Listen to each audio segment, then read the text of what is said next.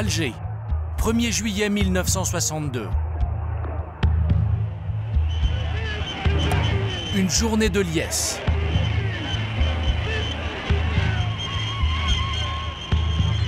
Sur le front de mer, le peuple algérien fête son indépendance. Après 132 ans de présence française, un nouveau pays est en train de naître, l'Algérie. Dans la foule, un jeune homme de 19 ans, Belkacem Ould Moussa, crie sa joie. Des drapeaux sortent de toutes parts. L'enthousiasme est indescriptible. Une marée humaine, des hommes, des femmes en vert et blanc. Tout ce monde déchaîné crie sa joie. Quelle euphorie, mes amis! Je me sens une âme légère à planer dans le ciel. Le drapeau tricolore flotte encore sur quelques bâtiments publics, mais plus pour très longtemps. Pour les Français, un monde s'écroule. Les statues officielles sont coiffées de poubelles. Celle de Jeanne d'Arc brandit le drapeau algérien.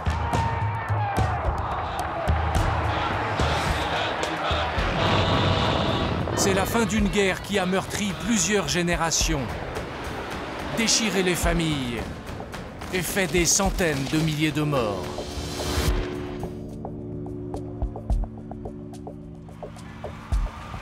Euphorie pour les uns, cauchemar pour les autres. En contrebas sur le port, les premiers soldats français quittent la ville. Ils sont 2 millions à avoir combattu en Algérie. Après 8 ans de guerre, ils regagnent la France dans l'amertume.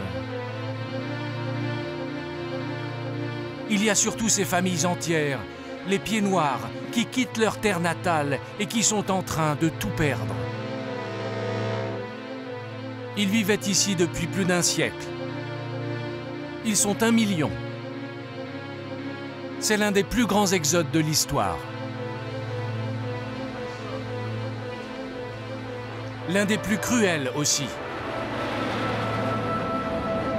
Ils ont le choix, comme ils disent, entre la valise et le cercueil. Le 5 juillet, des centaines d'entre eux sont massacrés à Oran. Depuis des semaines déjà, les pieds noirs tentent de rejoindre les ports d'embarquement. Un adolescent, Jean-Louis Lorenzo, embarque en laissant quelques amis qui ne vont pas tarder à le suivre. On agite les mouchoirs. 1 petit mètre de la terre d'Afrique. 10 mètres. 20 mètres. Le bateau s'éloigne. C'est fini? Tout se bouscule en moi, notre ferme, les eucalyptus. Je regarde papa et maman qui ne craquent pas, et je les admire. Je sais bien toute l'émotion qu'ils éprouvent. Ma vision s'est brouillée. Je baisse les paupières et je cache ma tête. Ainsi, en 1962, prend fin une longue histoire entre les deux rives de la Méditerranée. Pendant près d'1 siècle et demi, l'Algérie a vécu aux couleurs de la France. Une histoire d'amour et de haine. Une histoire largement oubliée aujourd'hui, mais qui est aussi la nôtre.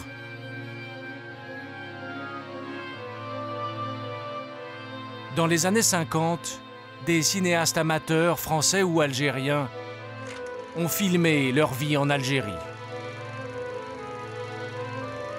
Leur bonheur de vivre, leur vie quotidienne, leur intimité familiale.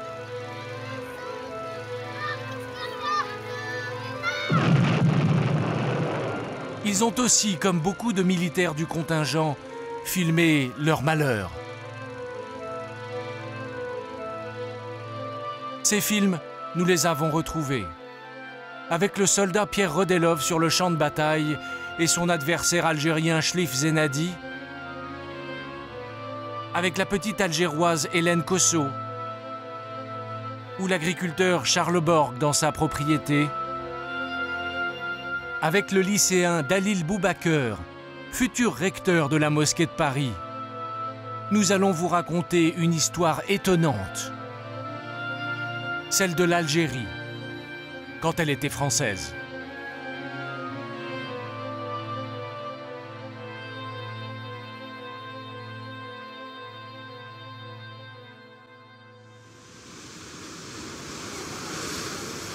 La plage des Sablettes, dans les environs d'Oran.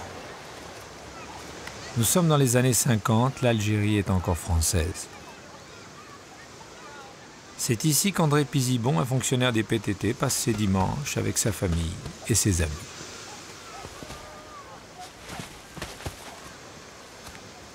Ce jour-là, autour d'André, il y a Raphaël Sarouki, l'ami de toujours, la pulpeuse cousine Jenny, qui se laisse un peu aller à l'insouciance de l'été. Il y a aussi Christiane et Jean-Joseph qui se sont éloignés pour s'embrasser et que les filles observent de loin. Pour André, il y a surtout Huguette, c'est la femme de sa vie. Il passe son temps à la filmer. Avec elle, en Algérie, il vit ses plus belles années.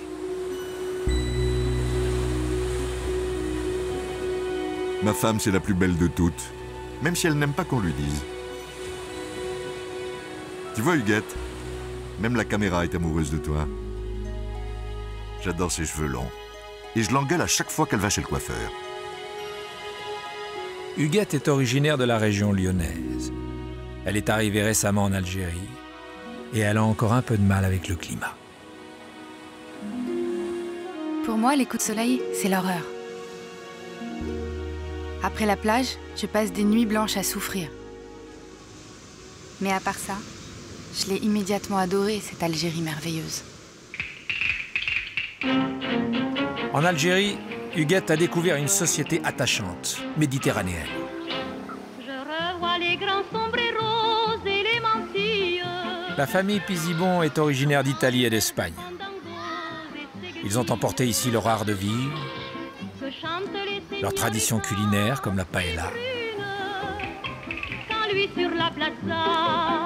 Ils vivent en communauté et ils ont presque tous l'accent.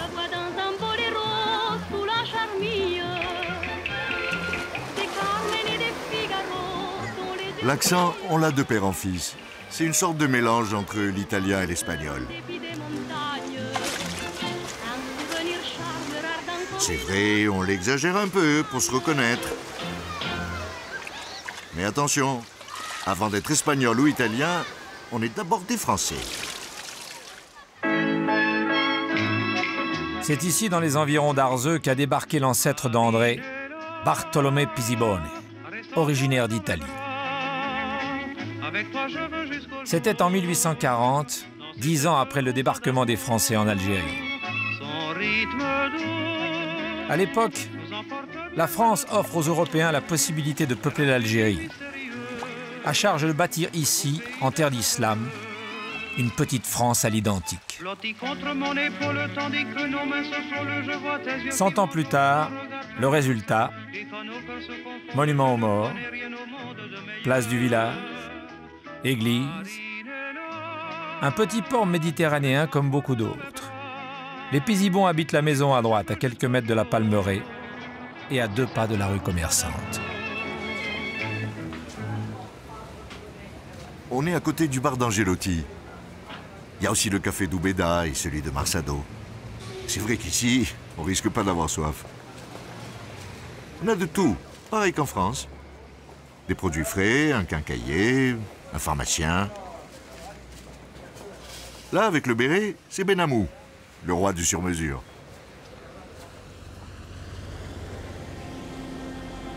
Un vrai décor de carte postale. Comme il y en a des centaines avec ses coutumes et ses personnages. Une petite ville typique de l'Empire français.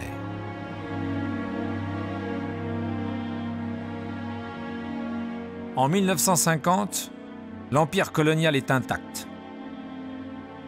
Il s'étend sur 12 millions de kilomètres carrés. C'est l'un des plus grands ensembles de la planète. Un territoire sur lequel le soleil ne se couche jamais.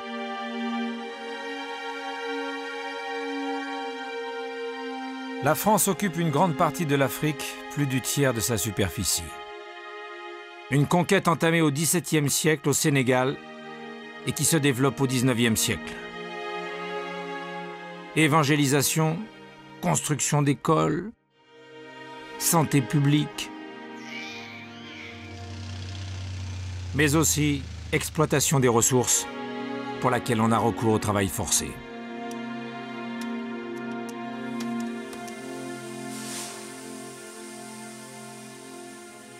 Au nom d'une mission civilisatrice héritée du siècle des Lumières, la République a cherché à imposer son modèle jusqu'en Extrême-Orient, avec le renfort parfois de théories raciales.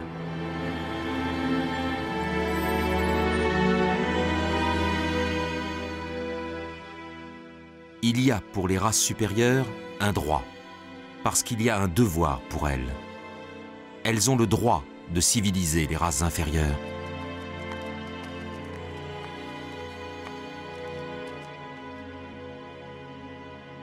L'Algérie est le fleuron de l'Empire français. Plus de 2 millions de kilomètres carrés, un territoire 4 fois plus grand que la France. La plupart des habitants sont regroupés dans les 3 départements d'Oran, d'Alger et de Constantine. Sa conquête remonte à l'année 1830 quand la France débarque près d'Alger et conquiert des territoires jusque-là sous influence ottomane.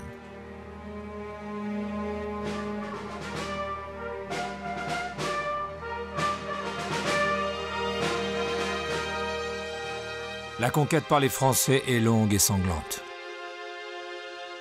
Elle se heurte à la résistance acharnée de chefs religieux de légende comme Abdelkader.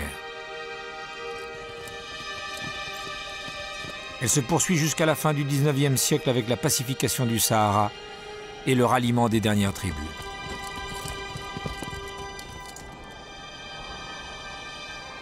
L'une de ces tribus ralliées à la France est la dynastie des Boubacar, une grande famille de l'aristocratie arabe.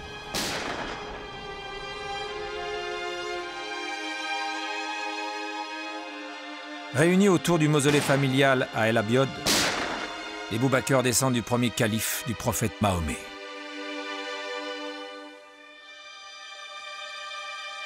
Depuis l'arrivée des Français, ils conservent un pouvoir spirituel sur les habitants du Sahara.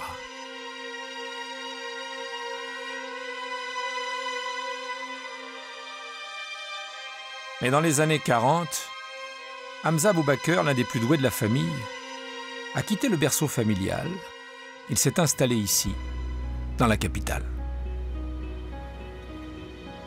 On l'appelle Alger la Blanche. C'est une métropole unique en son genre. La vitrine de la France en Afrique. Hamza Boubacar y suit un parcours exemplaire.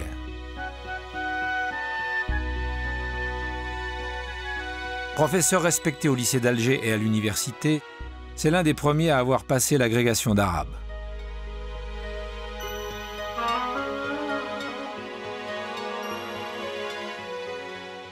Il est marié avec Zoubeida Kiwan, une jeune femme issue de la bourgeoisie arabo-andalouse qui vit à l'occidental. Son fils aîné, Dalil, a tout juste 15 ans. C'est le futur recteur de la mosquée de Paris. Mais pour l'instant, c'est un simple lycéen qui vient de terminer sa classe de seconde. Dans cette maison qui vit entre tradition arabe et culture occidentale, Dalil Boubacar apprécie l'atmosphère de l'Algérie du début des années 50. Je suis entre 2 cultures, la culture arabe et la culture française. Ça me plaît, c'est enrichissant. J'aime les qualités arabes, la bravoure, la fierté, la parole donnée, l'hospitalité. Et j'aime aussi la culture française, Ça nous permet de penser différemment.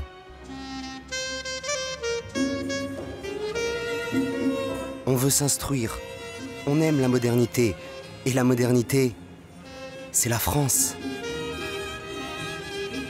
Entre deux cours, Dalil se promène dans sa ville au milieu de ses 350 000 habitants, répartis dans des quartiers aux noms mythiques. El Biar, Bellecour ou Bab el Oued, le célèbre quartier populaire surplombé par la basilique Notre-Dame d'Afrique.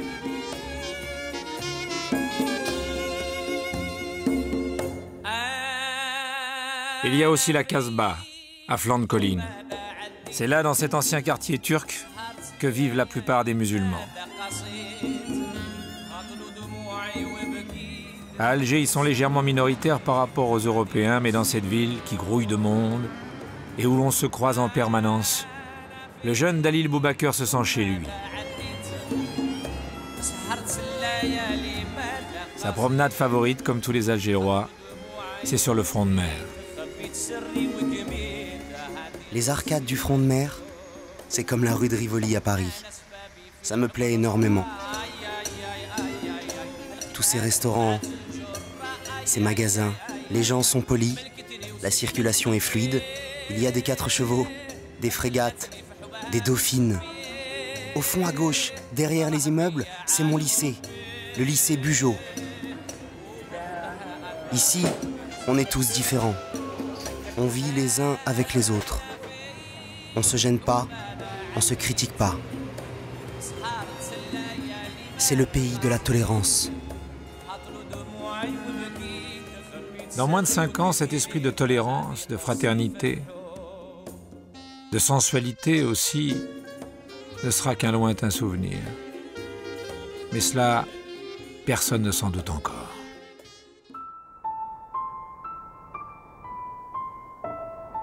Au même moment, à 50 km au sud d'Alger. Nous sommes en pleine montagne, à 1500 mètres d'altitude. Il a neigé toute la nuit, et le chasse-neige tente de dégager la route vers le village de Chréa. Dans le chalet de la famille Kosso, les enfants se sont levés tôt pour profiter de la poudreuse. Il y a Hélène, 8 ans, et ses sœurs. C'est ici qu'elles passent leur week-end avec leurs parents.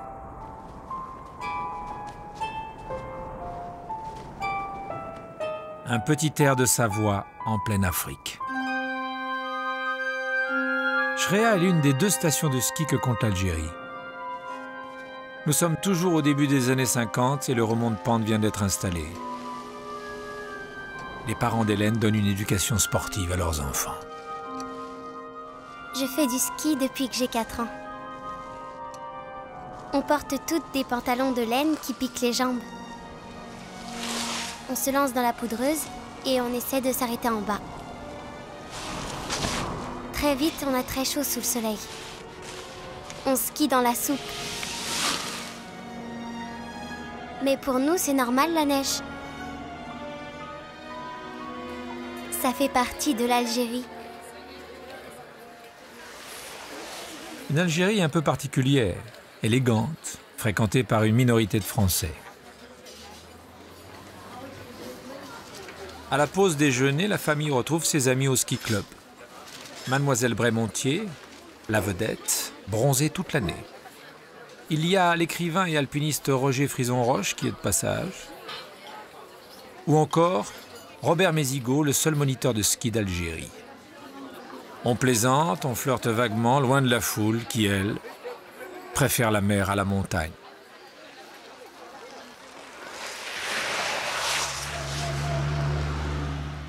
C'est à Alger que s'est établie la famille Kosso il y a 3 générations.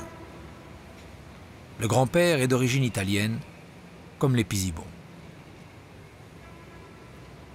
Il a été naturalisé français dans les années 1900. Hélène et ses sœurs viennent lui rendre visite tous les dimanches. Mon grand-père m'impressionne beaucoup. Il est entomologiste. Il parle le latin. Il a une énorme bibliothèque. C'est un personnage. Il nous est précieux et il ne faut pas le déranger. Du balcon de son grand-père, Hélène peut contempler toute la ville. Alger, c'est chez moi. Je vais dans les squares. J'écoute les oiseaux sous les palmiers. J'écoute aussi le mueddin en passant près des mosquées. Surtout, j'aime le parfum des femmes et la musique arabe dans les cafés.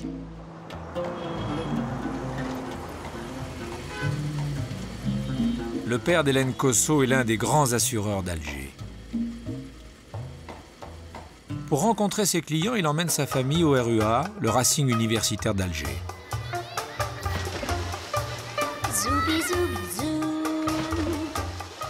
Le club est ouvert à tous, mais payant. C'est là que se retrouve la bourgeoisie algéroise, par les jours de grande chaleur.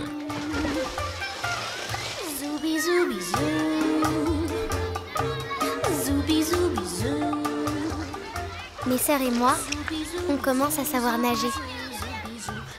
Sur le bord, maman nous surveille. C'est drôle, elle porte encore un maillot de bain une pièce, alors que son amie, elle a mis un 2 pièces. Insouciance, tranquillité, légèreté aussi. Les Cosseau coulent des jours heureux loin des grands bouleversements du monde. Une existence sans angoisse et peut-être surtout une réussite, celle d'immigrés italiens, devenus des notables respectés dans le cadre de l'Algérie française.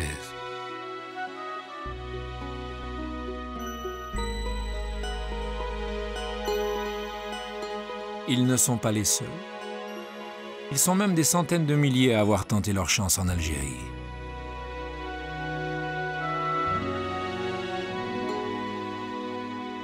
Les premiers à s'être installés sont les Français de métropole. Dès les années 1830, ils sont venus de Corse, du Languedoc, de Paris ou même d'Alsace. Sur cette terre pleine de promesses, ils ont eu le sentiment de se retrouver en pays connu. Le paysan du Languedoc s'est installé dans la Mitidja, l'Alsacien dans les montagnes de Kabylie. Ils se sont très vite mélangés aux autres colons, aux Espagnols notamment, qui sont les plus nombreux. Eux, ils viennent d'Alicante et de l'Andalousie toute proche. 200 km seulement. Souvent poussés par la misère, ils se sont installés dans la région d'Oran, au point qu'ici, plus d'un habitant sur 2 est d'origine espagnole. Ils y ont importé leurs fêtes, comme le carnaval, ou plutôt le corso, comme on dit ici. Ils ont même construit des arènes pour les corridas. On raconte que c'est ici que les toreros espagnols viennent se faire les dents avant les grandes corridas de Séville.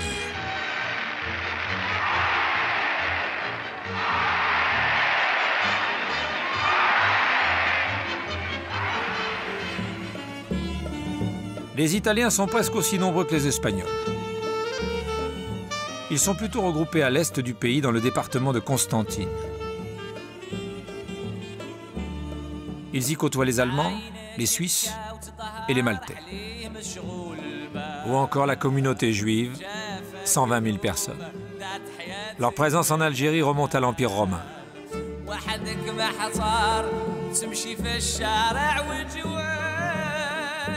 Un drôle de mélange, unique en son genre. Le français est devenu leur langue maternelle, et toutes ces communautés ont obtenu la nationalité française à la fin du XIXe siècle. Depuis, elles se reconnaissent toutes dans les valeurs de la République. C'est d'ailleurs ce qui leur permet de vivre ensemble. Nous sommes à Maelma, dans la banlieue d'Alger. Une autre petite ville typique de l'Algérie française. La fille du maire socialiste, Annie Soivet, assiste à la fête. Pour mon père, il n'y a jamais assez de drapeaux. Il n'y a jamais assez de Marseillaises, jamais assez de flonflon. Il veut toujours que sa ville soit mieux que la métropole. Pour lui, l'Algérie, c'est la France. C'est même mieux que la France. Ce jour-là, les Européens, ou les pieds noirs, comme on les surnommera bientôt, ont mis leurs habits du dimanche. Mais ils ne roulent pas vraiment sur l'or. Ce sont des fonctionnaires, des commerçants, des petits agriculteurs pour la plupart. Pour André Préau, qui filme la fête ce jour-là, pas question d'être pris pour un privilégié. Nous, on est des gens simples, modestes, travailleurs. On vit bien, mais sans plus.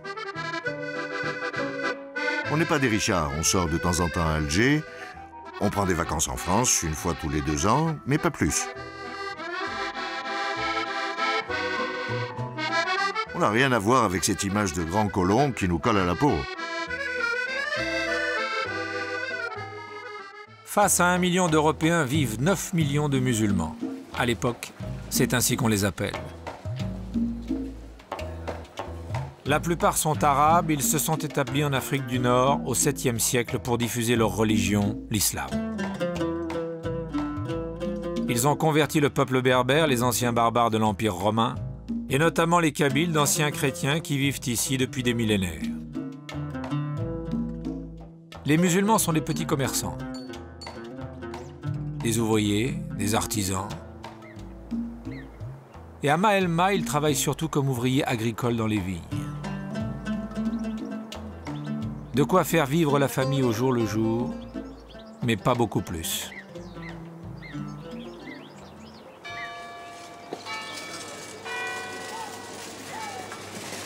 Certains ont trouvé leur place dans le système colonial.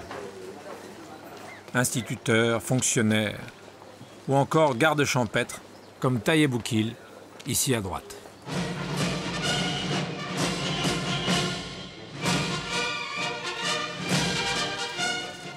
Avec les militaires engagés dans l'armée coloniale, tirailleurs algériens ou goumiers, ils forment une petite bourgeoisie musulmane attachée à la France.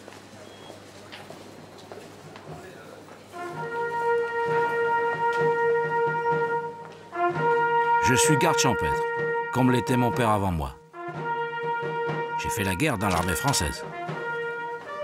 En 1945, avec d'autres musulmans, j'ai été jusqu'en Allemagne. Je me sens proche des Français. Mais à chaque fête, malgré mon uniforme, je garde la tête couverte d'un chèche, car je veux garder mon identité et ma culture arabe.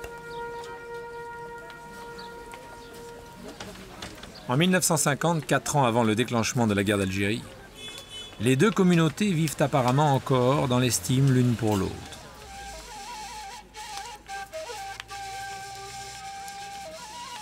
Pour filmer les fêtes arabes, André Préau se rend avec d'autres Européens dans les douars, ces villages traditionnels où il est parfois invité.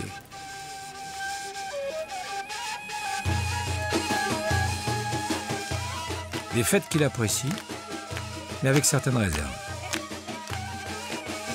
Les hommes arabes sont proches de nous. Ils travaillent, parlent français et s'imprègnent de notre mode de vie. Mais ce qui cause le plus de distance, c'est le statut des femmes. Elles viennent jamais au village, jamais au bal.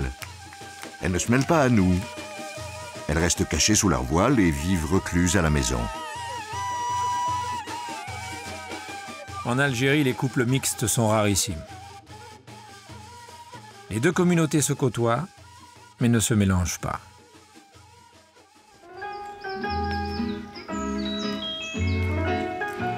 Il faut dire que les Européens organisent leurs fêtes de leur côté, comme les pique-niques du dimanche. Autre ambiance. Ici, on porte le marcel et le béret.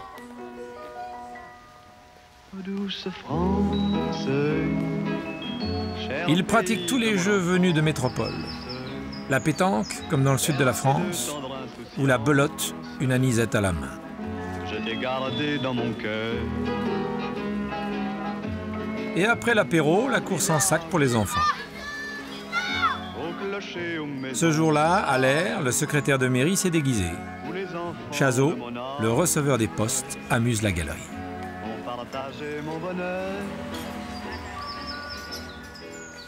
plusieurs musulmans sont venus, notamment le garde champêtre, Taïeb Boukir. C'est vrai que nous, les musulmans, on est un peu à part. On n'a pas les mêmes habitudes. On mange pas de porc, on boit pas d'alcool. C'est contraire à notre religion. En plus, les Français, ils sont un peu trop riches par rapport à nous. Mais tout ça, moi, ça me gêne pas vraiment. Les Français sont gentils. Ils sont tous mes camarades.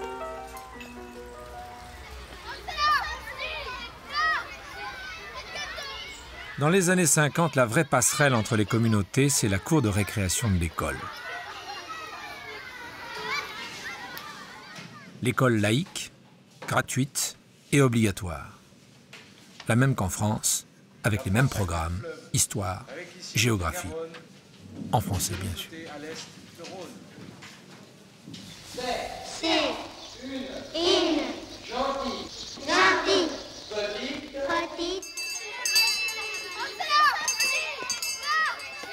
Une méthode d'enseignement exclusivement tournée vers la culture française, mais qu'apprécie une jeune institutrice pied noir, Carmen Pastor. On fait des relais, des rondes. Quel bonheur! Je leur apprends beaucoup de choses sur la France. Comme apprendre à chanter en passant par la Lorraine et sur le pont d'Avignon. Mon rêve, c'est qu'ils apprennent le français pour trouver un emploi plus tard. Moi, je peux vous dire qu'à la fin de l'année, ils sauront tous parler. Voici donc une petite France de carte postale, à la Charles Trenet, idyllique pour les uns, mais ambiguë pour les autres. L'Algérie. Est-ce vraiment la France? À l'ombre du drapeau tricolore, les Algériens se taisent, mais plus pour très longtemps. Certains se rappellent la profession de foi de l'un des premiers nationalistes, Ben Baadis, en 1936. L'arabe est ma langue. L'Algérie est mon pays. L'islam est ma religion. Cette population n'est pas de la France. Elle ne peut pas être de la France.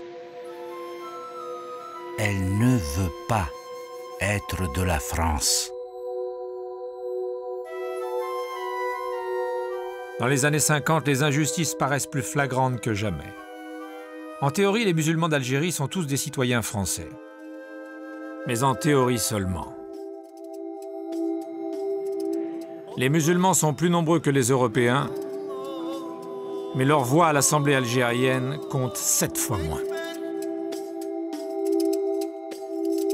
La différence de niveau de vie surtout choque les habitants.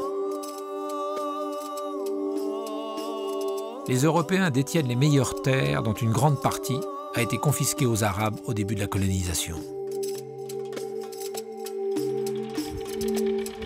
Ces terres avaient été concédées à des colons à charge de les mettre en valeur et de les faire fructifier. Charles Borg est l'un d'entre eux. Il possède 100 hectares dans la région de Beaune. Des céréales, des vignes, des orangeries magnifiques plantées par la famille.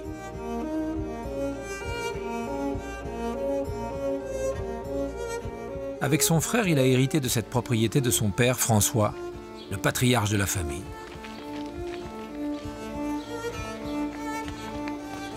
Contrairement aux apparences, la famille Borg est d'origine modeste.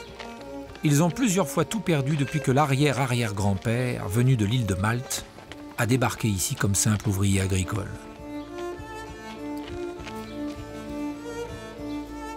Cent ans plus tard, Charles Borg se défend d'être un colon. Moi, j'ai beau être un patron, comme disent les ouvriers, je suis en chemise et en blue jean toute la journée à travailler avec eux. Je ne veux pas être un de ces gros colons que tout le monde méprise ici. Je paye mes ouvriers plus que le salaire minimum garanti. Ils sont tous inscrits à la sécurité sociale. Ils peuvent se faire soigner gratuitement au dispensaire de la ville.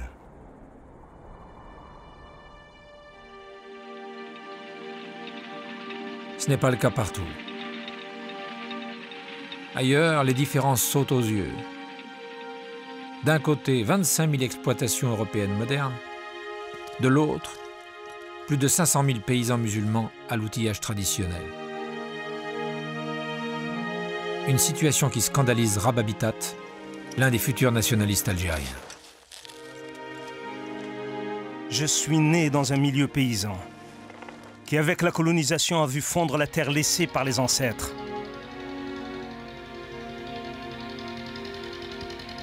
Très jeune, je savais que cette terre était la nôtre, qu'elle nous avait été usurpée. Face à l'opulence des Européens, notre pauvreté m'est devenue insupportable. Dans sa propriété de Beaune, Charles Borg ne se considère pas comme un privilégié, plutôt comme un pionnier.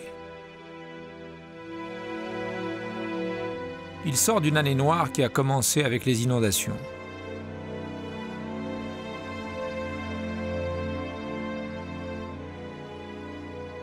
J'étais habitué au gel, mais alors les inondations, ça a été un gros coup dur. Et puis, il y a eu les sauterelles. J'avais jamais vu ça.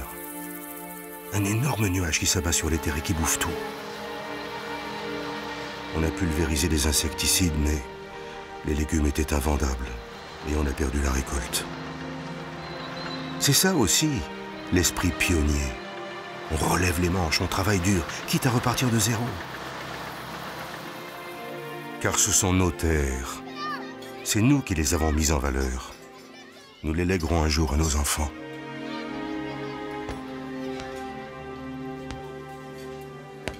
La famille Borg mène une vie laborieuse, mais agréable en Algérie. Leur distraction préférée est la chasse, tous les dimanches, en compagnie des voisins européens ou musulmans.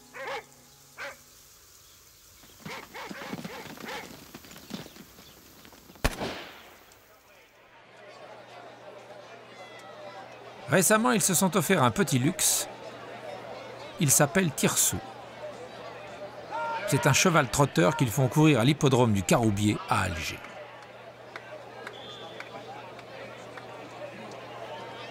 Nous sommes le 25 septembre 1952. Les femmes sont très élégantes. Elles portent des capelines. Les courses, c'est une grande famille. Nous, les pieds noirs, on n'a pas de pur sang car on aime le côté laborieux et acharné des trotteurs. On ne court pas pour le gain, mais pour le plaisir de gagner. Ce jour-là, Tirsou remporte le Grand Prix d'Alger. Image paradoxale de cette Algérie où deux mondes coexistent sans se croiser. À quelques centaines de mètres de l'hippodrome, des familles vivent dans des conditions misérables. Charles Borg n'y est pour rien, bien sûr. Mais comme les autres Européens, il ne peut ignorer que 35 000 personnes s'entassent dans les bidonvilles d'Alger. Ils viennent de tout le pays, poussés par le chômage et la misère.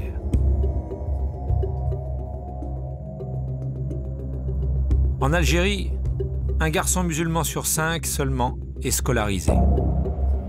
Des populations entières qui vivent oubliées de tous, ou presque. Depuis longtemps, certains dénoncent cette situation. Ce sont les Pères blancs. On les reconnaît à leur feutre rouge. Ils sont plutôt discrets, mais leur démarche séduit.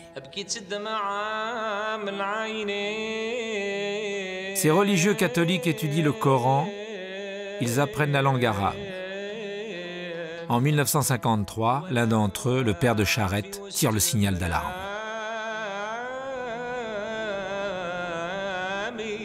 Les signes de famine chez les nomades du Sahara ne laissent plus de doute. Ils sont couverts de loques. Certains n'ont plus rien à manger. Ils se nourrissent d'une herbe si rare qu'il faut toute une journée pour en remplir une marmite.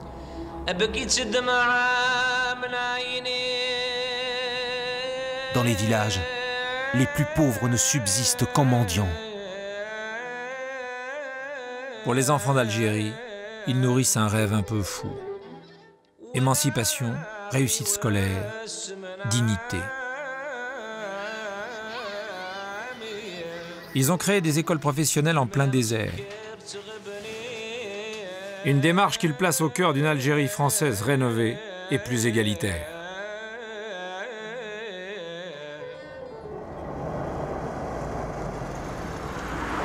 Dans les années 50, les Pères Blancs continuent de fasciner. Chaque année, des Français se rendent au Sahara sur les traces de l'un des Pères Blancs les plus connus, Charles de Foucault. Mort en 1916, enterré ici en plein désert.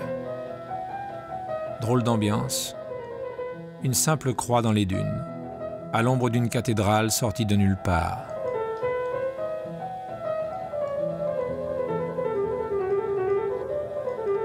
Le sud de l'Algérie, avec ses cités perdues, attire de plus en plus de visiteurs. Ce sont loin d'être tous des mystiques.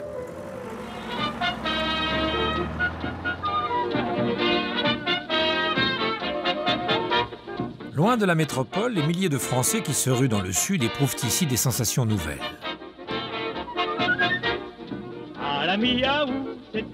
Marcher en costume dans le désert, s'enfoncer pieds nus dans le sable. Au début de l'année 54, l'Algérie apparemment semble n'avoir jamais été aussi heureuse.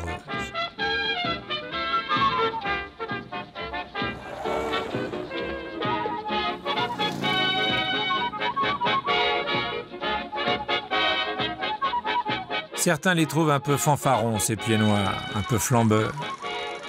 Mais quoi? Il n'y a qu'en métropole qu'on a le droit d'être heureux? Ils ne le savent pas encore, mais à l'été 1954, ils vivent leur dernier moment d'insouciance.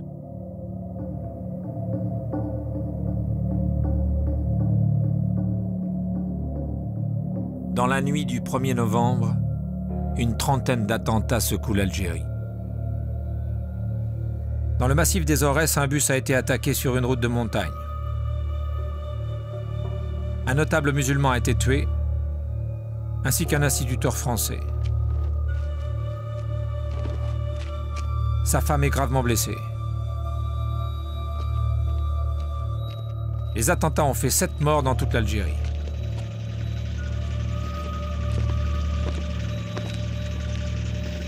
Lors des premières opérations de police, on retrouve le trac d'une organisation inconnue, le FLN, le Front de Libération Nationale. Peuple algérien, pense à ta situation humiliante de colonisé. Nous t'appelons à reconquérir la liberté, au prix de ton sang. Se désintéresser de la lutte est un crime. Vive l'armée de libération. Vive l'Algérie indépendante. Les auteurs du tract se cachent à Alger. Avant de déclencher l'insurrection, ils ont posé pour la postérité chez un photographe, rue de la Marne. Surprise. 3 d'entre eux sont d'anciens sous-officiers de l'armée française. Tous sont des militants nationalistes depuis longtemps. Pour comprendre, retour aux années 40.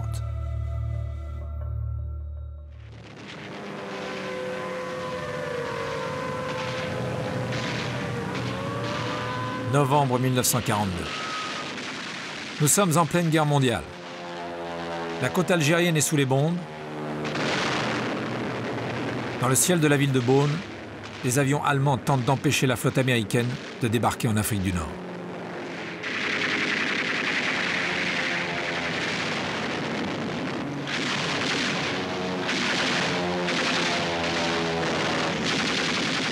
Le combat ne dure que quelques heures.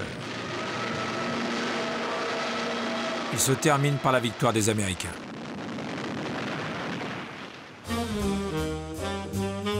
Une victoire importante.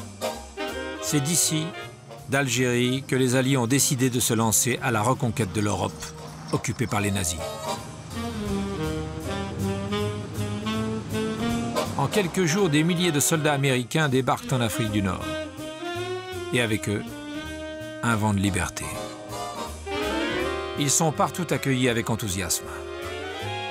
Certains musulmans le savent, l'Amérique s'est prononcée en faveur de l'émancipation des peuples colonisés. Au contact de l'armée américaine et de son chef, le général Eisenhower, des dizaines de milliers de Français d'Algérie, Européens et musulmans, s'engagent ou sont mobilisés dans l'armée française. Parmi eux, un adjudant qui se fait photographier avec ses copains de régiment, Ahmed Ben Bella, le futur président de la République algérienne. La guerre va changer sa vie. En 1944, Ahmed Ben Bella embarque pour l'Europe. Parmi mes chefs et mes hommes, je n'ai que des amis. Je n'éprouve aucun scrupule à me battre aux côtés de la France. Son combat est juste puisqu'il s'agit de lutter contre le fascisme. L'adjudant Ben Bella débarque en Italie. Il participe à la bataille de Monte Cassino. Il est décoré de la médaille militaire par le général de Gaulle lors de la prise de Rome. Quelques mois plus tard, en août 1944, la première armée française débarque en Provence et libère la ville de Marseille. Certains musulmans comme Ben Bella espèrent bien profiter de cette liberté.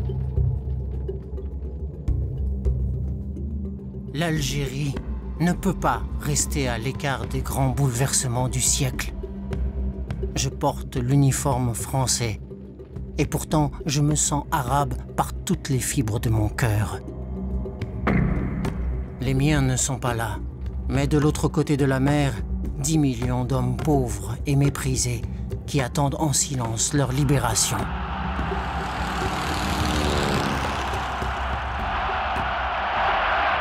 « 8 mai 1945, jour de la victoire. À Paris, comme partout en France et en Algérie, les vainqueurs défilent, drapeau en tête, devant des musulmans qui, pour certains, rêvent de changement. Personne ne sait que des incidents d'une importance considérable ont lieu au même moment en Algérie. À Sétif, lors des cérémonies, des nationalistes ont sorti leur propre drapeau, celui de l'Algérie indépendante. La manifestation a dégénéré et tourné au massacre d'une centaine d'Européens.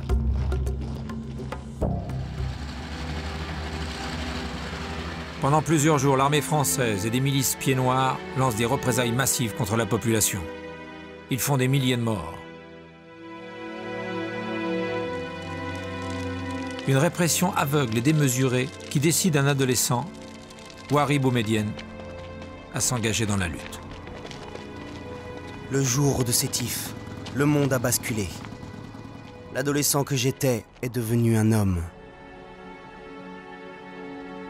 Nous avons compris qu'il faudrait se battre les armes à la main pour devenir des hommes libres. Le général Duval, qui a dirigé la répression, est conscient de la menace. Il prévient qu'en l'absence de réforme en Algérie, tout recommencera dans 10 ans.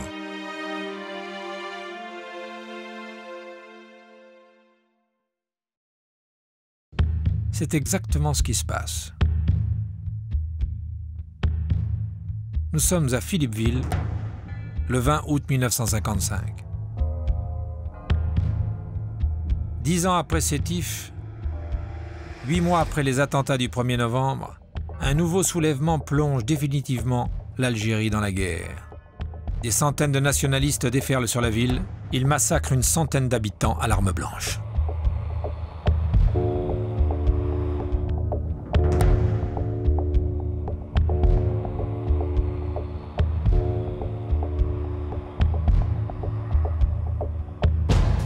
En représailles, les milices pieds noirs et l'armée vont tuer plus d'1 millier de musulmans.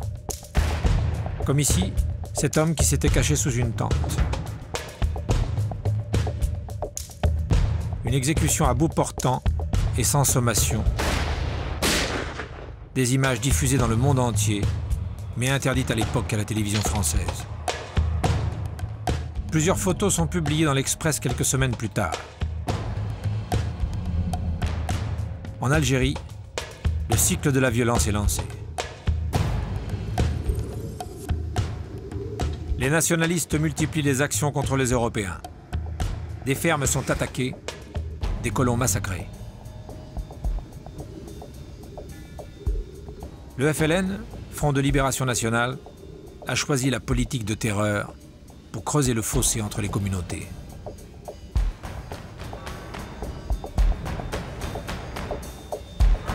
C'est alors que le gouvernement prend à Paris une décision lourde de sens, l'envoi du contingent en Algérie. Cette décision va bouleverser la vie de millions de Français.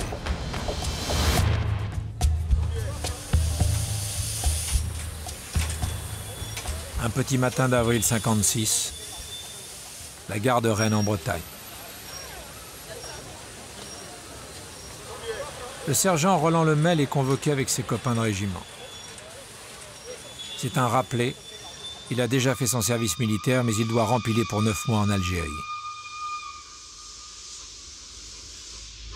Avec une petite caméra 8 mm, il va, comme beaucoup d'appelés, filmer l'aventure de ses 20 ans.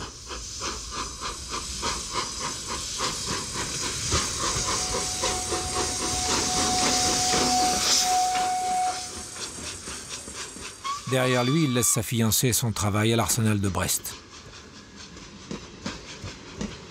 Il ne se rend pas vraiment compte de ce qui l'attend.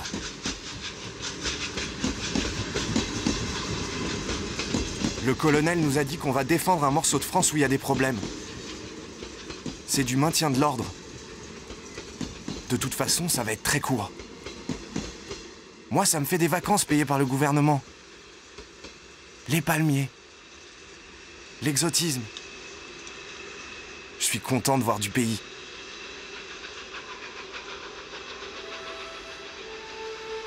Déjà, je me mets à filmer le sud de la France. Ils suivent tous le même trajet. Première étape, Marseille pour une dernière nuit en métropole.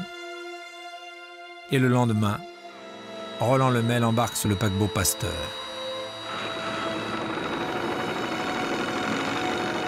La traversée va durer 2 jours.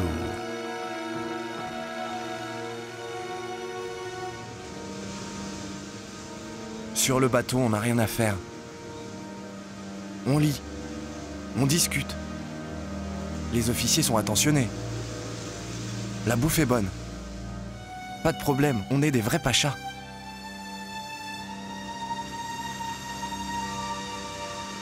Pour d'autres appelés, la traversée va être éprouvante.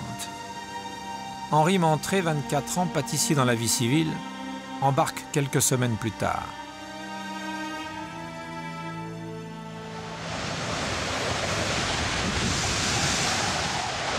Je suis sur le Djebel Dira.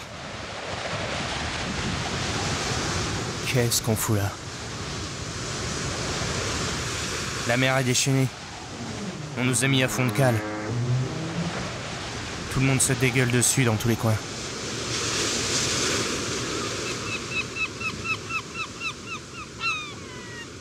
Après 48 heures de voyage, l'Algérie est en vue. Pour la première fois, Henri Mentré va poser les pieds en Afrique. L'éblouissement de la côte, la chaleur. On n'est pas habitué. Quelque chose de très nouveau. Une image de vacances, de liberté. On met les passerelles, on est rassemblés. On décharge le matériel. Et très vite, on se retrouve en ville. Ils s'attendaient à tout, sauf à cela. Ces soldats qui croyaient débarquer au bout du monde ont l'impression de se retrouver à la maison. Tous nos repères sont brouillés. C'est étonnant quand même ce pays. On peut boire la même bière qu'en France. On se sent bien. Ça ressemble à chez nous. C'est la France, quoi.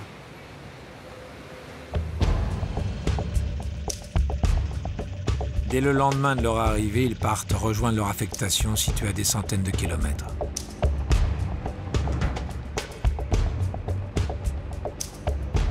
On a embarqué dans des camions pour le bled. Petit à petit, ça change. La route, la poussière. Ça nous devient étranger. On passe par des petits villages où les maisons sont construites en terre et où les gens dorment sur le sol. En fait, ils sont pas comme nous. Ils sont différents. Mais où on est, là? On est à Mesloula, un poste isolé à la frontière tunisienne. C'est ici, en plein désert, qu'Henri Mantré va passer 6 mois, par des températures qui montent parfois jusqu'à 45 degrés. Mais il est plutôt bien tombé. Je suis chargé de l'approvisionnement en nourriture. Je me rends tous les jours dans la ville voisine, Soukaras. Je fais les courses pour le régiment. Les officiers nous ont dit d'être bien avec les habitants, de montrer un bon visage de la colonisation. Henri Mantré est filmé par ses copains de régiment. Ici, les appelés ne sont pas vraiment hostiles à l'idée de l'Algérie française, plutôt indifférents, malgré le discours officiel. Là, c'est le lieutenant qui sensibilise la population à notre action. Lui, c'est un peu la vieille France aristo qui croit à l'Empire. Moi, j'en pense pas grand-chose de cette mission de colonialisme. Je suis pâtissier à Charmes, dans les Vosges. Et l'Empire français, j'en ai rien à foutre.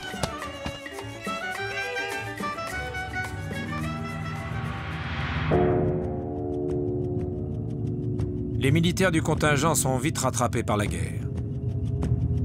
Le 18 mai 1956, dans les gorges de Palestro, 20 jeunes Parisiens tombent dans une embuscade du FLN. Leurs corps sont retrouvés mutilés. Un traumatisme pour ces soldats qui découvrent l'horreur de cette guerre.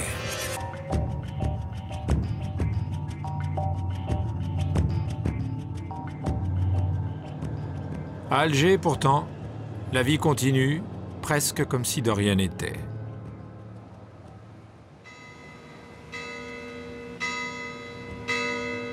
Le 30 juin 1956, un jeune pied noir, Guy Forzy, épouse Claire Meignier à l'église Saint-Augustin.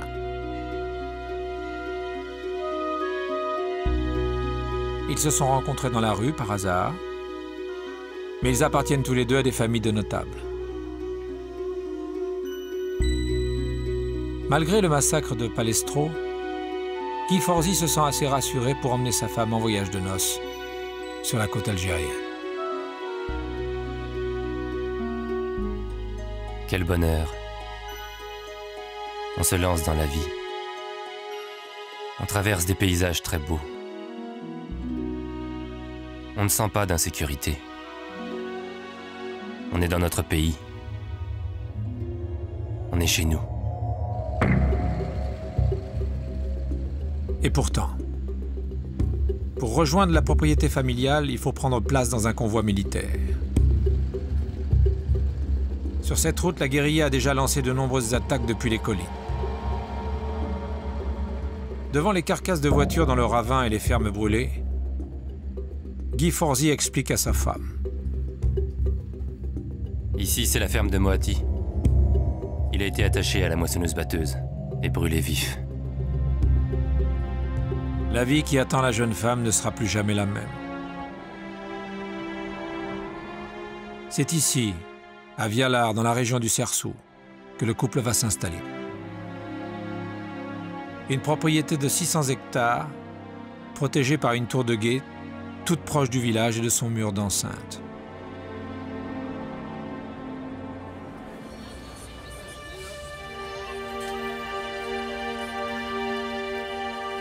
Des conditions difficiles, mais qui ne les empêchent pas de fonder une famille, ni de s'accrocher à cette terre qu'ils possèdent depuis 70 ans. On n'a aucun doute sur notre présence ici. On s'entend bien avec les musulmans, comme Rabat Ben Alima, le chef des ouvriers, et les caïds des environs.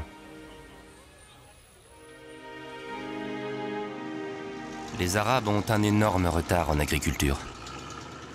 Ils nous admirent pour notre travail. On met en valeur.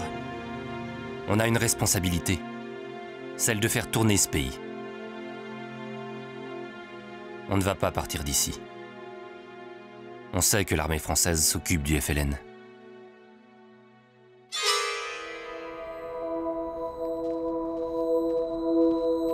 L'armée compte 400 000 hommes en Algérie. Pierre Rodelov du 3e régiment de chasseurs d'Afrique en fait partie. Ce sous-officier qui a fait la guerre d'Indochine est en opération au sud d'Alger.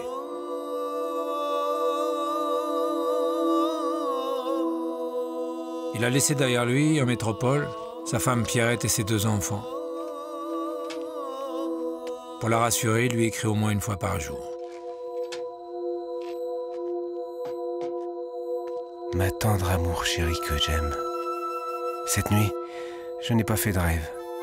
Pourtant, j'avais regardé tes photos et je t'imaginais, tu sais comment, à côté de moi.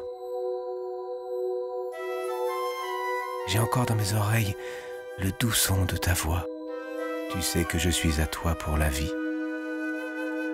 Ce matin, j'ai vu des petits qui me rappelaient les nôtres. Je leur ai distribué des bonbons et des chewing-gums. Je t'embrasse très amoureusement. Bientôt, nous ne serons plus qu'un.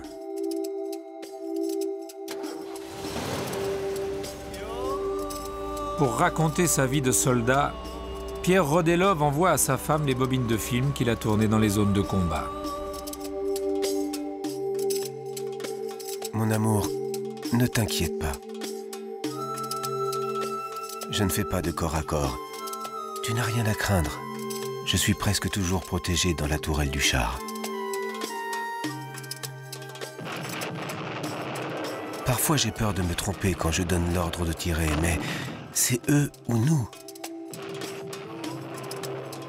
On préfère démolir une mechta pour être sûr d'avoir l'ennemi, même si on n'est pas certain que des innocents ne vont pas y passer. En face, l'ennemi est insaisissable.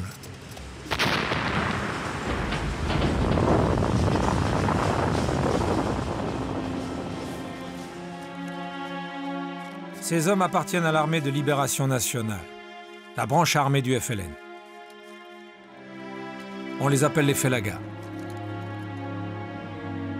Ce sont pour la plupart des Fellas un mot arabe qui signifie paysan.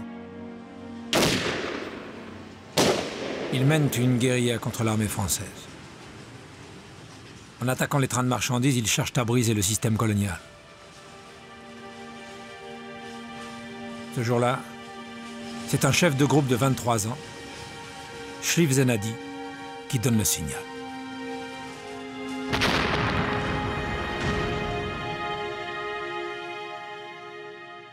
Nous harcelons l'ennemi. C'est la guerre du peuple contre les colonialistes. On lutte avec les moyens du bord. On a récupéré des obus qui n'avaient pas explosé et des détonateurs dans une mine de fer. On n'a pas d'aviation, pas de chars, rien. On ne craint pas le danger. Sinon, on ne ferait pas la guerre.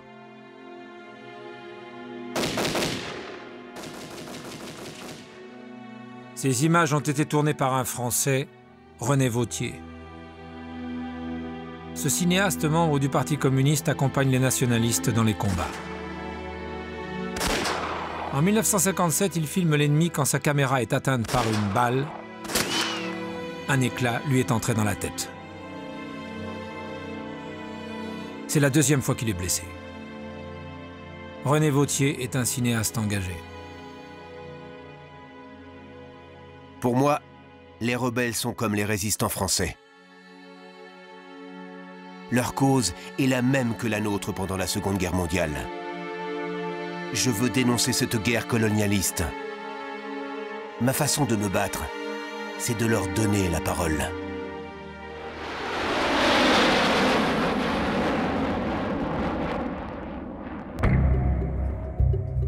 Pour déloger la guérilla, l'armée française emploie les grands moyens.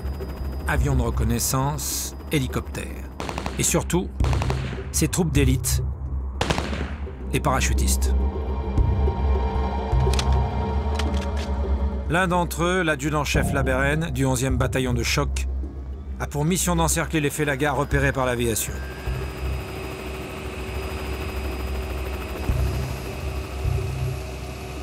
En un temps record, lui et ses paras sont transportés au sommet des montagnes.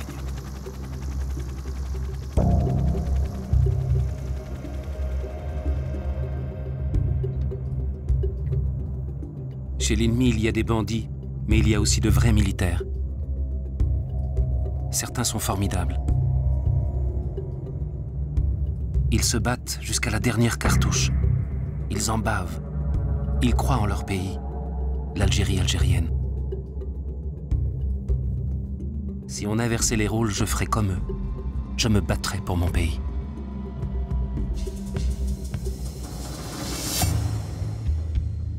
En octobre 1956, l'arrestation de plusieurs chefs nationalistes, dont Ben Bella, porte un coup sévère à la direction du FLN. Mais le combat continue sur le terrain. René Vauthier filme les bases arrières où se cachent les rebelles. De petites casemates creusées dans la montagne, d'où ils préparent les attaques à la lueur des lampes à pétrole. Ils ont tous entre 20 et 30 ans. Plusieurs femmes font partie du groupe.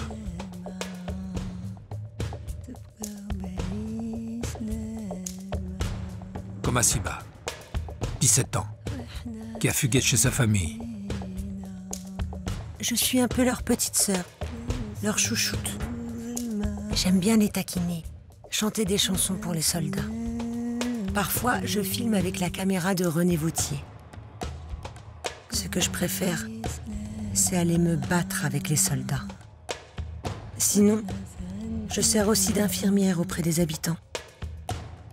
Je ne peux pas expliquer l'amour que j'ai pour l'Algérie. C'est incroyable. Avec les colons, on avait l'impression d'être des sous-hommes. Moi, mon rêve, c'est d'être libre. Je suis une combattante.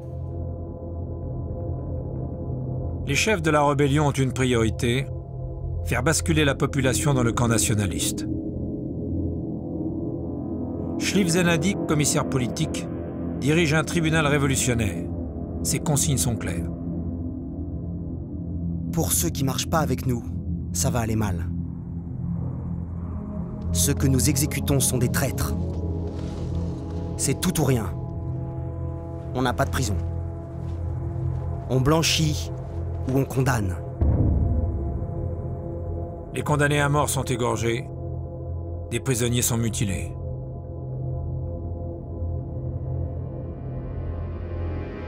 Les crimes de guerre commis par le FLN se multiplient et touchent aussi des villages musulmans comme Melouza ou l'Oued Amizour. Plusieurs centaines de morts, hommes, femmes, enfants.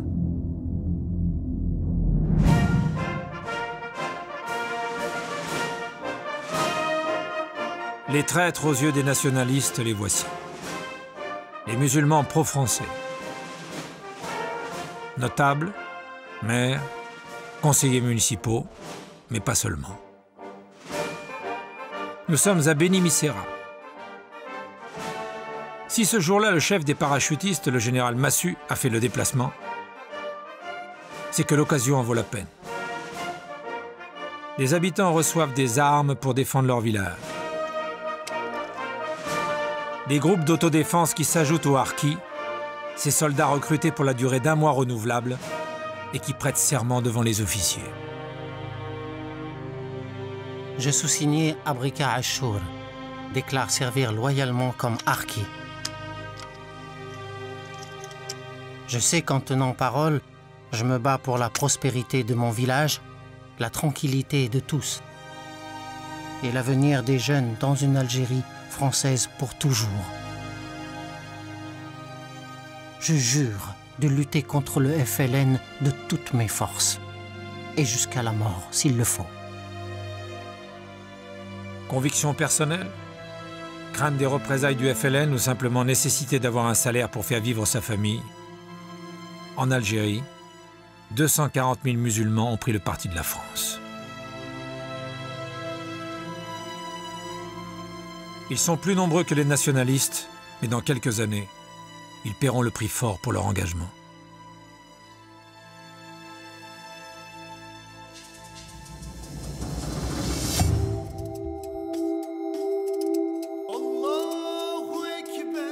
La guerre touche maintenant les grandes villes, dans la capitale, Alger.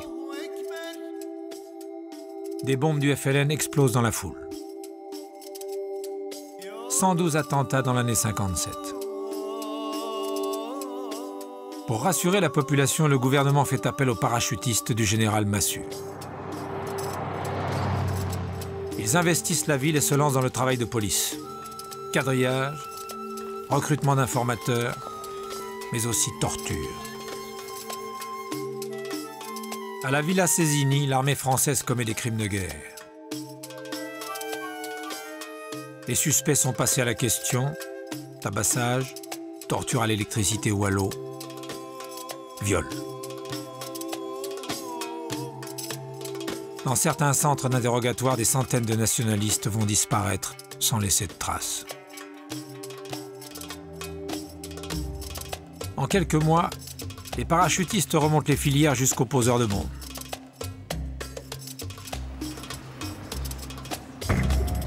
Mais à quel prix? Les communautés s'éloignent peu à peu les unes des autres. La société se militarise. Écœurés par la violence, certains partent pour la métropole. C'est le cas de la famille Boubaker. Hamza, le père, est nommé recteur de la mosquée de Paris. Son fils, Dalil, ne reconnaît plus Alger, sa ville natale. Je ne supporte plus ce climat. Massu a tous les pouvoirs. Les paras sont dans les rues. Ce sont des gens violents. Mon père, qui a des idées libérales, est mal vu par eux.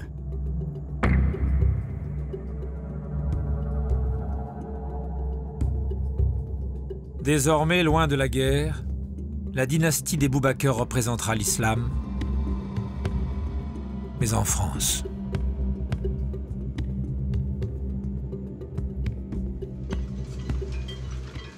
Sur place, chaque communauté doit maintenant choisir, pour ou contre l'Algérie française. Au sein de la communauté juive, ce sera pour. À Sidi Bel Abbès, la famille Aboab affiche clairement la couleur. Ces commerçants dans le prêt-à-porter ont décoré leurs vitrines en bleu, blanc, rouge.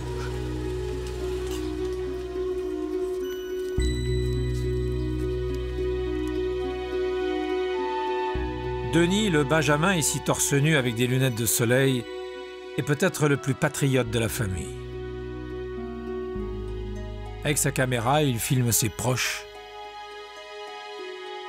mais pas seulement.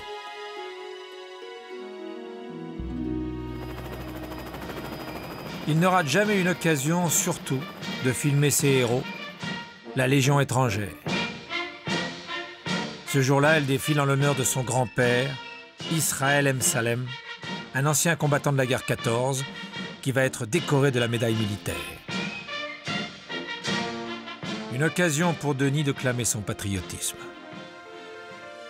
Nous, on se sent français à 100%. On soutient l'armée qui est là pour défendre nos intérêts. Mon grand-père a été un héros de la guerre de 14.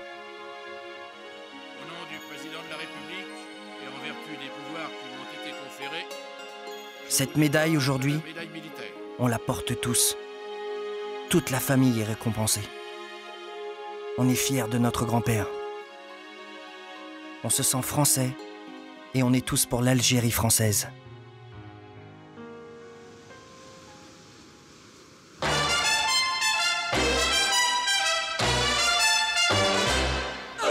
Papa loves mambo, En 1957, les Européens sont loin encore d'imaginer devoir quitter un jour l'Algérie.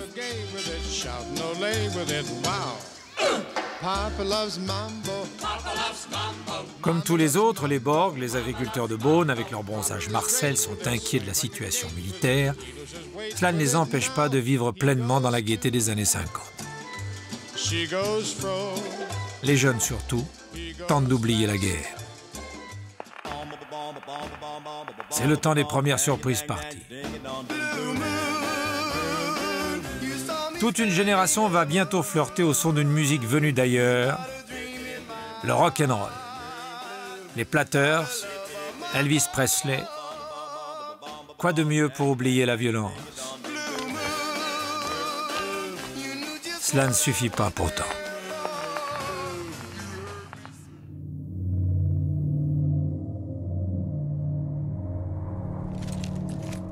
Le 8 février 1958, la guerre s'accélère brusquement. Près de la frontière tunisienne, le cinéaste René Vauthier continue de filmer la guérilla. Ce jour-là, il suit des réfugiés qui se dirigent vers un village tunisien, Sakiet. Comme tous les vendredis, c'est le jour du marché.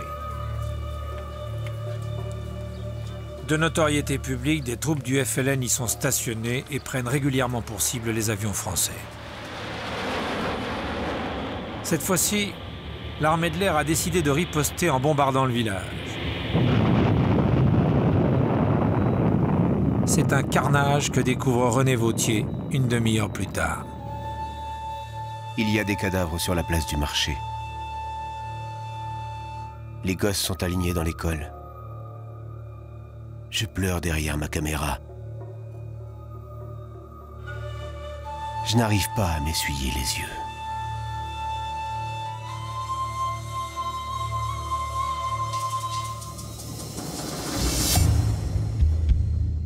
La violence des nationalistes, elle non plus, ne connaît pas de limite.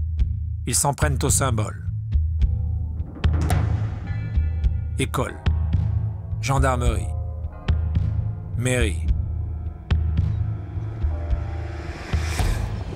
3 semaines après le bombardement de Sakiet, le drapeau est mis en berne à Thierville, dans l'Oranais. On annonce aux habitants l'assassinat du maire Félix Valla, un libéral pourtant qui s'était entouré d'une équipe franco-musulmane. C'est un de ses proches, le directeur musulman de l'école, qui l'a fait assassiner. Il est égorgé dans sa voiture, devant sa femme, tuée à bout portant, et ses 3 enfants blessés dans l'attentat. Comment sortir du cycle de la violence? À Paris, le nouveau président du Conseil laisse entendre qu'il est prêt à négocier avec les nationalistes.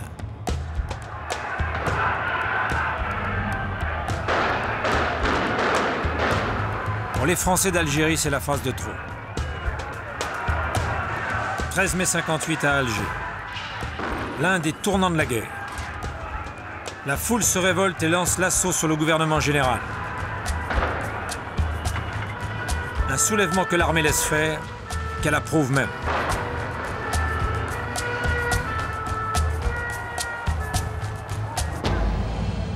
Je tiens à vous dire que l'Algérie restera française et que la France sera plus grande encore.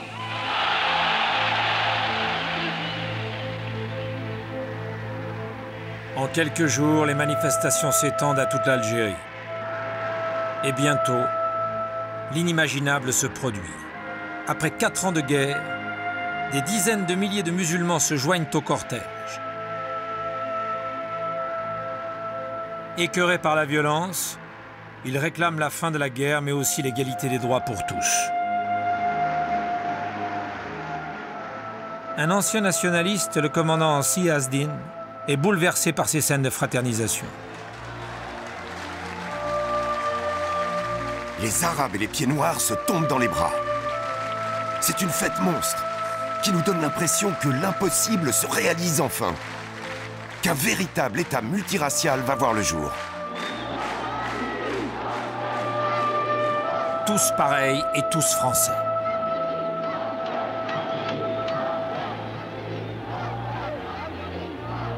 Le mot d'ordre prend un tour inattendu dans certains villages comme Thierville, quand les femmes musulmanes retirent leur voile et les brûlent en public sous les encouragements des Européens.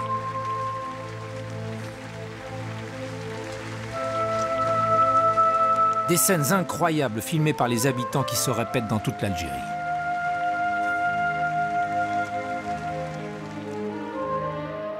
Ils réclament maintenant le retour au pouvoir de l'ancien chef de la France libre, le général de Gaulle.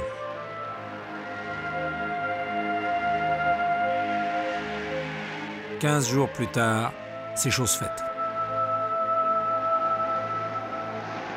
Le 4 juin 1958, de Gaulle, qui vient d'être nommé chef du gouvernement sous la pression d'Alger, entame une visite triomphale.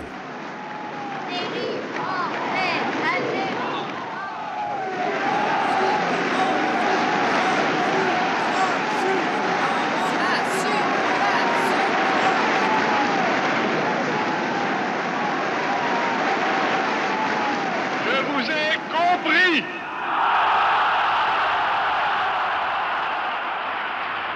La France considère que dans toute l'Algérie, il n'y a qu'une seule catégorie d'habitants.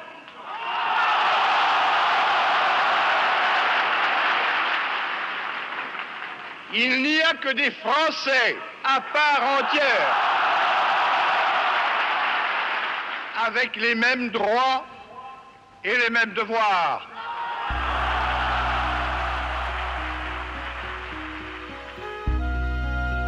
C'est la fin d'un système qui a duré 100 ans. Désormais, chaque bulletin de vote aura la même valeur.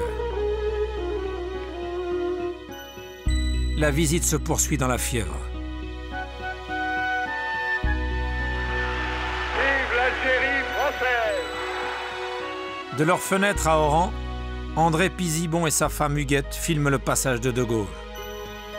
Il a déjà sauvé la France. Il va sauver l'Algérie. À Beaune, à Constantine, ils sont tous sur son passage, comme l'agriculteur Charles Borg. Israélites, Arabes, Français, on est tous mélangés. De Gaulle est au pouvoir. Moi, je vois de nouveau l'avenir en technicolor.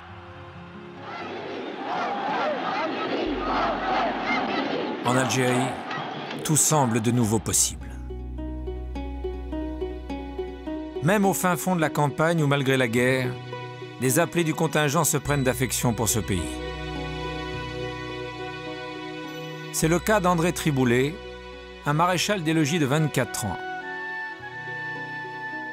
Cet ingénieur dans le civil, originaire de la région parisienne, se bat dans les Aurès depuis 6 mois. Entre deux patrouilles, il s'est lié avec les habitants.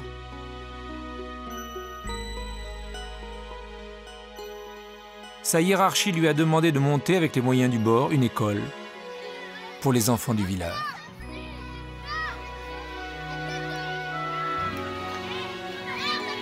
C'est un peu comme mes enfants. Wardy surtout, qui est si brillant. En classe, il lève le doigt tout le temps. Un gosse passionnant, qui pourrait faire Polytechnique. Il y a aussi la fille de Belkacem. Je leur apprends à lire et à compter. Je ne rêve pas d'en faire de petits Français, juste de leur inculquer des bases. J'essaye aussi de leur montrer comment soigner le corps. J'ai le sentiment d'être utile à mon pays, mais aussi à la population.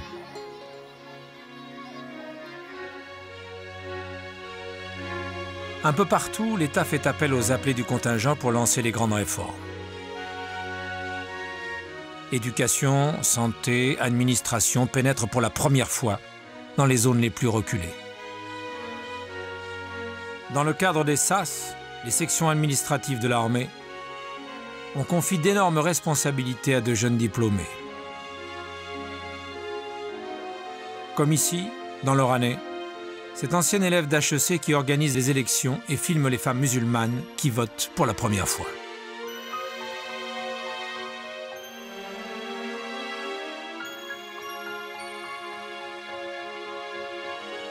Lors des élections municipales de 1959, les électeurs d'Algérie élisent une majorité de maires musulmans.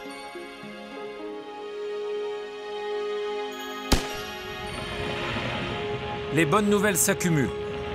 Le pétrole, découvert quelques années plus tôt au Sahara, apporte de nouvelles perspectives. L'État français lance le plan de Constantine. Dans les 5 ans à venir, les musulmans doivent recevoir 200 000 logements, 400 000 emplois. 250 000 hectares de terre vont leur être redistribués. Mais n'est-ce pas déjà trop tard?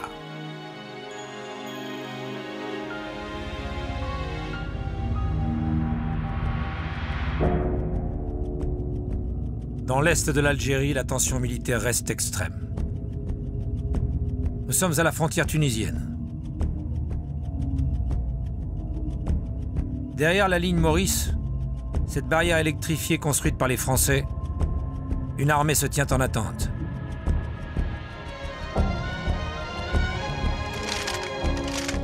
C'est ici, en Tunisie, que des milliers de nationalistes se sont repliés. Ils ont été refoulés par l'armée française victorieuse sur le sol algérien. Mais ils attendent leur revanche. Ils sont maintenant aidés et formés par des pays arabes et des régimes communistes. Krim Belkacem, l'un de leurs chefs historiques, maintient son mot d'ordre, franchir la frontière et attaquer.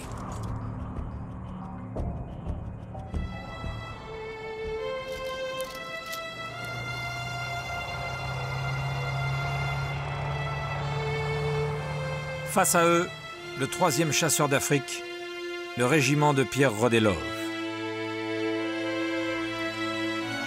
Une année de guerre déjà, et les premiers doutes qui s'installent. Dès le lever du soleil, Pierre Rodelov patrouille le long de la ligne Maurice. Son unité est régulièrement prise pour cible, et les lettres à sa femme sont de plus en plus inquiètes. Ma chérie, l'ennemi est là. On le sent tout proche.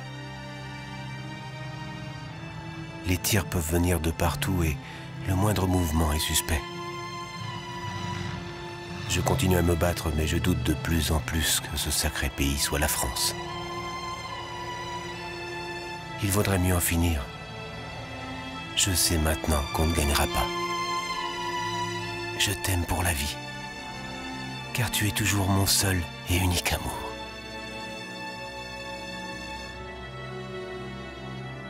Le 27 août 59, Pierre Rodelov est fauché par un obus devant ce bâtiment à l'âge de 31 ans.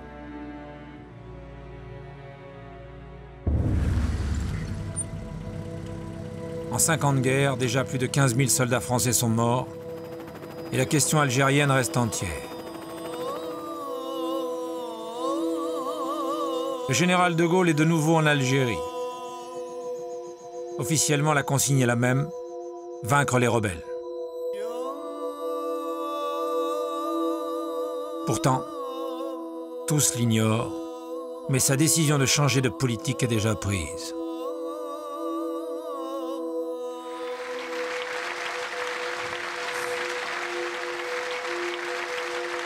De retour à Paris le 16 septembre, son discours à la télévision fait l'effet d'une bombe. En vertu du pouvoir que m'attribue la Constitution de consulter les citoyens, pourvu que Dieu me prête vie et que le peuple m'écoute, je m'engage à consulter les Algériens dans leurs 12 départements au sujet du destin qu'ils veulent adopter. L'Algérie, avec ou sans la France. Les Algériens se prononceront par référendum. Pour les Pieds-Noirs, c'est une catastrophe, car leur vote est minoritaire face aux 9 millions de musulmans. Dès le mois de janvier 1960, les Pieds-Noirs se révoltent et montent des barricades. Guy Forzy est l'un de leurs chefs. Notre pays est menacé. Toute notre vie est menacée. On s'est battu pour libérer la France en 1944. Et là, on s'attaque à notre pays, l'Algérie. On ne va pas partir une main devant et une main derrière. On se révolte. Ou alors, on n'a pas d'honneur.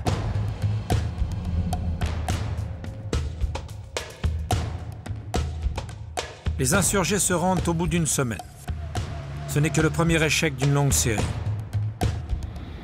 Car ils doivent bientôt partager la rue avec le FLN qui se sent désormais assez fort pour les défier dans leur quartier.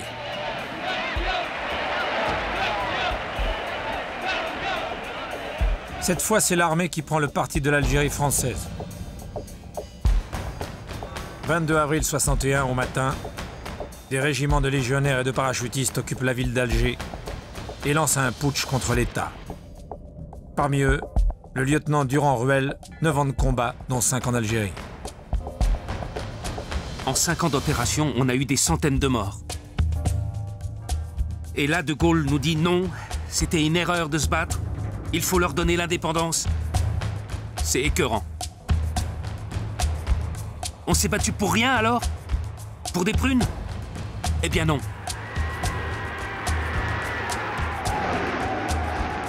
Le putsch des généraux ne dure que 3 jours, le temps de s'apercevoir que toute l'armée ne suit pas le mouvement. Philippe Durand-Ruel et les officiers putschistes se rendent le 25 avril. Ils sont envoyés à la prison de la Santé à Paris. Avec eux, disparaît pour les Pieds Noirs la dernière chance de conserver l'Algérie dans la France.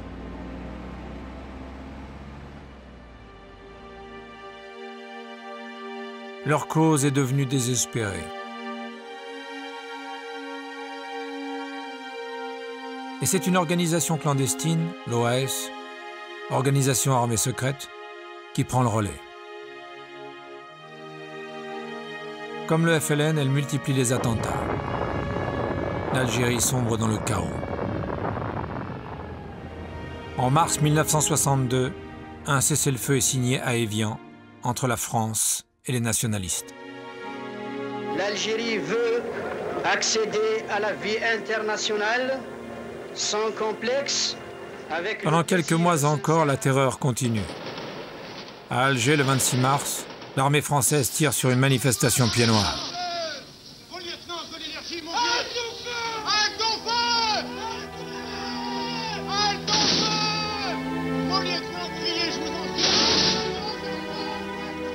Plus de 60 morts, une centaine de blessés et la panique qui s'installe.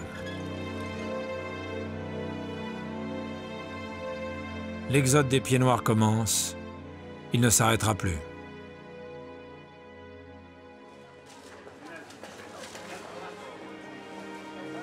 Le 1er juillet 1962, les Européens ne sont plus que quelques dizaines de milliers quand se déroule le référendum. Un vote massif en faveur de l'indépendance. Elle est proclamée le 5 juillet.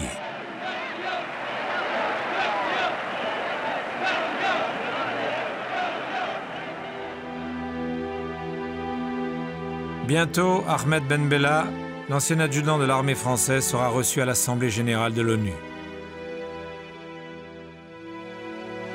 Monsieur le Président, il est, dans la vie des peuples, des heures où le destin s'arrête pour choisir son chemin.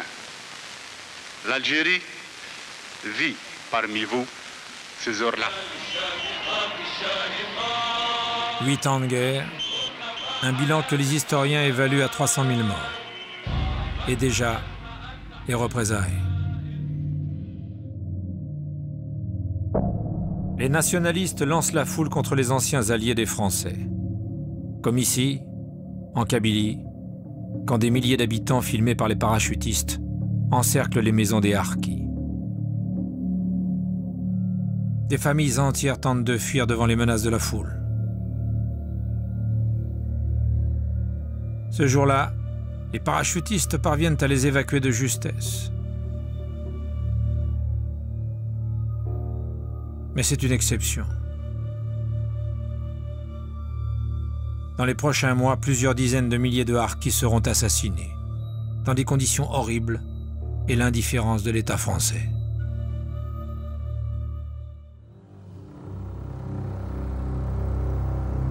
Ainsi prenait fin, il y a moins de 50 ans, l'Algérie française.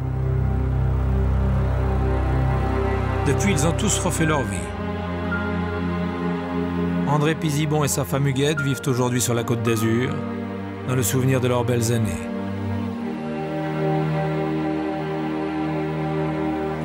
Hélène Cosseau s'est mariée à son retour en France. Elle a eu 5 enfants.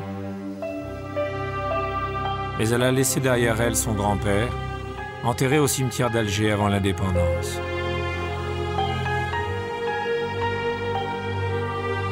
Dalil Boubaker, lui, a succédé en 1992 à son père comme recteur de la mosquée de Paris.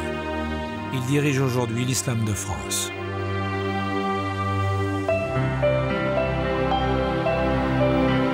Shlif Zenadi est resté en Algérie, mais il a quitté l'armée en 1962 pour protester contre les dérives du FLN. Il s'est marié avec Assiba.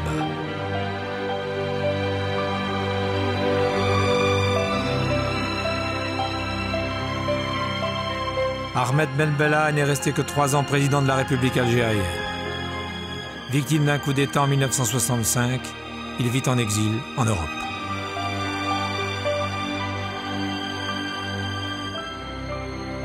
L'une des plus marquées peut-être est Pierrette Rodelov, qui vit depuis 47 ans dans le souvenir de son mari mort au combat.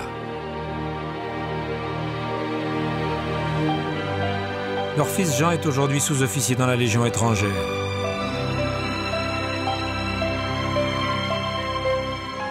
Charles Borg a quitté l'Algérie en 1963, quand ses terres ont été nationalisées. Il vit dans le sud de la France, tout comme Guy Forzy, sa femme Claire et ses enfants. En 1995, il est entré au gouvernement d'Alain Juppé comme délégué aux rapatriés. Comme tant d'autres, le soldat André Triboulet a laissé un peu de sa jeunesse en Algérie.